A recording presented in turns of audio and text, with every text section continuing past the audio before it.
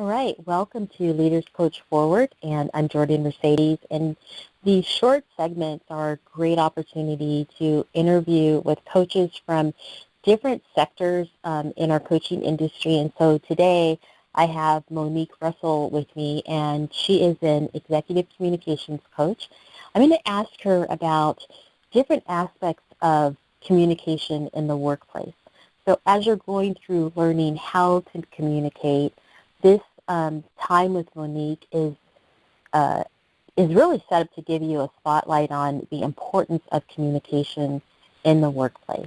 So Monique, thank you for joining us for this segment on communication in the workplace, and I'm happy to have you with me today. Thank you so much for having me, Jordan. You're very welcome. So Monique, we're here in Leaders Coach Forward. We're looking at all the ways that we can use coaching to strengthen relationships in the workplace, to help leaders lead better, to help supervisors connect on a deeper level with their team members, and just to really improve the work environment as a whole.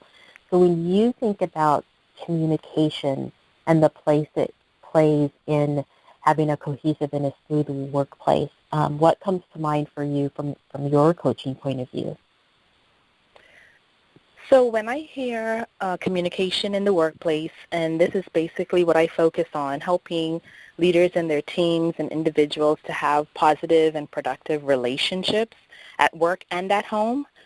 When I hear about communication in the workplace, I think of something like, the multiple projects and the multiple goals and the multiple tasks that need to be accomplished, and the diversity that we have in people, in our team, in our perspectives, in our approach, in our communications and personality styles. And we have to find some way to embrace and respect all of those perspectives, all of those approaches, and still be able to move the business forward. So the communication in the workplace isn't really anything that is different or unique from communicating outside, because we are, one person. We don't get to put our communication at work jacket on and take it off when we leave work. We just basically have to embody the principles of communicating effectively with others. One of the biggest challenges I see when people struggle to communicate effectively is they lack self-awareness. And that's one of the things that I focus a lot on in terms of emotional intelligence. A lot of people focus on, how do I just get others to do what they need to do, as opposed to skipping over the very important role of improving our self-awareness. And the more we learn about ourselves, the more we learn about what triggers us, what excites us, what motivates us, the more we learn about the things that bring us joy or the things that cause us to get to a place of frustration, we can also have greater empathy and understanding for others, because we have that familiar understanding or awareness.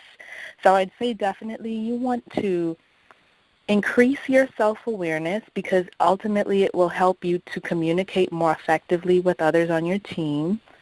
Then you also want to look at your stress level. A lot of times communication in the workplace is stifled by stress, and stress from many different things. It can be, your garbage disposal went out, your refrigerator went out, you had traffic issues on the way to work, and then your manager or supervisor is demanding something from you and you don't have the capacity to do it, or you're tasked with a new project and you really honestly don't know what to do, but you are afraid or nervous of saying that you don't know. You don't want to be looking, like you're crazy. So you have all of these things that are contributing to your stress, and we haven't even talked about the physical part. So when stress and trauma is present for long extended periods of time, what it does, it skews the way we look at things. And so we have perceived slights. We have an experience that we categorize it as, oh, this person was being negative, or they were trying to sabotage me. Even if it was not the case, because we are under stress and our body physically is under stress, it weakens our ability to have a wider perspective. So there's a direct correlation with that, and I always encourage people to make sure that they are taking care of the basics, like, the halt strategy. If you're hungry, if you're angry, if you're lonely or tired, halt. Make sure you check those things and take care of those aspects because, let's just face it, if you're hungry and you're tired, you're not going to have a productive conversation with anyone. Right. So those are the basics. I would say, look at the stress, take care of your body, take care of your mind by enhancing your self-awareness, grow your listening skills. And listening skills is not just looking someone in the eye, nodding, repeating what they say, because I've been in communications all my life and I can do that and I can still be totally in a different place and not hear you. Right. A lot of times people, they allow their judgment and their past experiences to influence how they communicate with someone else. Wow, that is so good. You bring up a really good point because as we're learning how to coach, one of the basic principles of coaching is to show up in a non-judgmental but in a curious state. So instead of assuming that we know something about a coworker, either someone that we lead or someone that's leading us, you are really driving home the need to inquire what may be really going on underneath the surface for that person. Absolutely, absolutely. And then while we are on that topic, because we have so much cultural diversity in our workspaces, and global diversity, we can't get around this. People have their own views of others that impede the way they work with other people. And so I would say, action item tip here today. If you have a predisposition to a group of people and it's not healthy and it's negative and it might be influencing the way that you work with them, I would say look for evidence to prove yourself wrong. So go and find something. I always say, food is a great way to be introduced to another person's culture, food and music. Go and find an environment where you can experience and learn about the cultures that are on your team so that you have a different perspective or a different view and different encounters or experiences with people that you view negatively. Your goal is not to become best friends at work. You're not going to be best friends at work. You don't have to like everyone at work, but you do need to respect them, and you do need to have an open mind. And, as you're saying, be curious, because that's the only way that you'll be able to move the business forward. Monique, I really, really appreciate that. And I think about what you started with all of this, which is having self-awareness, having that sense of what you may feel about someone who's different than you. They may come from a different culture, or again, they may be at a different level in their professional field. So again, they may be someone that you have responsibility for, or they may be someone who has responsibility over you. But to be tuned in with that self-awareness piece as well as curiosity. So that really stood out when you spoke about self-awareness just at the beginning of this segment. Yeah, thank you. When you think about as we're looking at coaching people and helping to draw out the best in them, or helping the people that we coach come to some type of greater awareness or self discovery, how do you see, or do you see communication playing a part in just drawing out people to get them to open up a little bit more? Any thoughts about that? Sure. So when I talk about communication, I like to use a quadrant. I like to use, in life there's duality, right? Up and down, on and off. So I like to use in and out for communication. So internal communication, we refer to that as the intrapersonal communication, and that external is the interpersonal. So if you think about that, and you think about the areas or elements of how you can help someone enhance their self-awareness, there are things that fall into both categories. The internal, which is our thoughts, how we see things, how we are motivated, our energy levels. I mean, do you know the workplace is designed for work to be done during a specific time, traditionally 9 to 5. However, work has changed. And if you know that your best time to work is 6 a.m. in the morning to 11 a.m. in the morning, and you're going consistently against that, you're not going to be as productive. So learning about your energy styles, learning about the times that you perform best is one thing.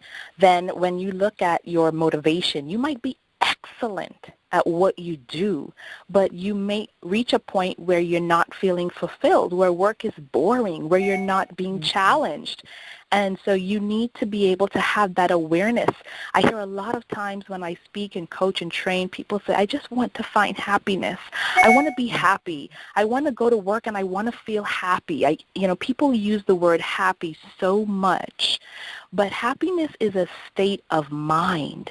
It's not something that you find outside of yourself. And so by learning more about yourself and learning about the times where you are excited, or if you are at a point where you're not learning anything, then what do you do with that information? If you have the awareness to say, wow, you know what, I'm really not feeling challenged, what are you going to do with that information? That's the next step for your interpersonal, meaning maybe I take that information and I have a conversation with my manager. Maybe I have a conversation with someone else on my team and I say, hey, I have some additional time. Do you have any needs on your project that I can contribute or help with? You get that awareness to do something with it. So that is, I guess, an example of how your internal will impact and influence the external. And then also just in general, when you are looking about learning how to communicate with other people, the language that we use is often a struggle for people. People aren't able to describe how they feel, or they aren't able to have the language to communicate clearly what they need and what they feel. And that is where a lot of confusion and a lot of challenge comes from. Because it's not just, how you say something, it's also what you say. I can say no. My manager can ask me, Monique, can you take this extra project on, or we have this extra thing I signed up for, and I can say no. That's it. No, no, and people say no is a complete sentence. It is, but when you say it that way, no one's really going to connect, and our goal is connection.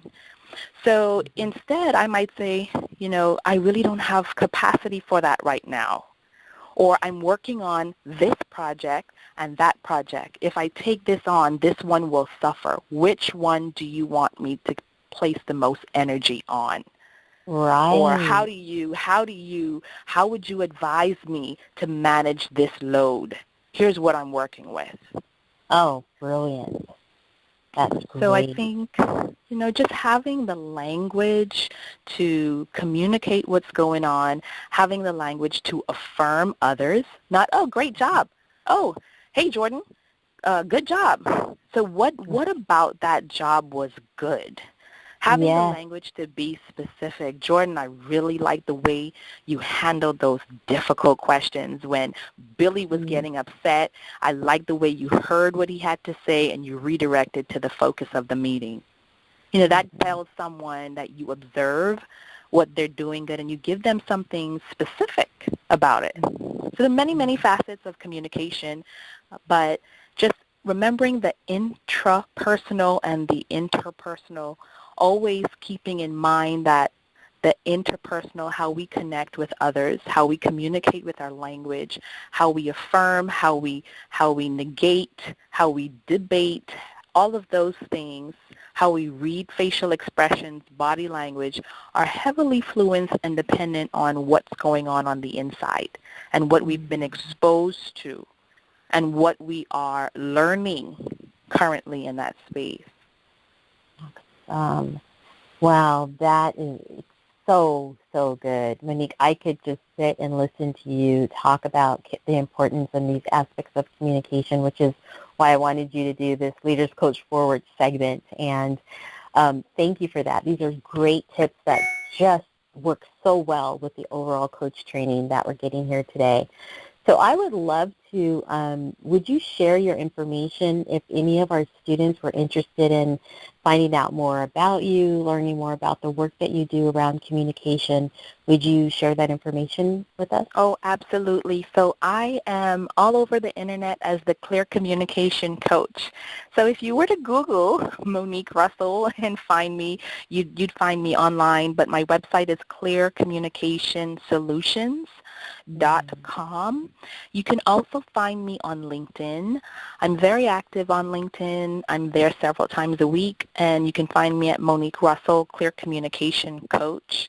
And if Facebook or Instagram is your mode of choice, you can also follow me there at Clear Communication Coach. But I do my best work with leaders, individuals, and organizations who are ready to move forward in confident communications. Awesome. Thank you so much for being the featured coach in this segment, and you gave us some great tools to take away. I really appreciate your knowledge and experience and for sharing it with us. My pleasure. Thank you so much for having me, and good luck Mm-hmm. to everyone. Don't give up. You have what it takes inside of you. Excellent.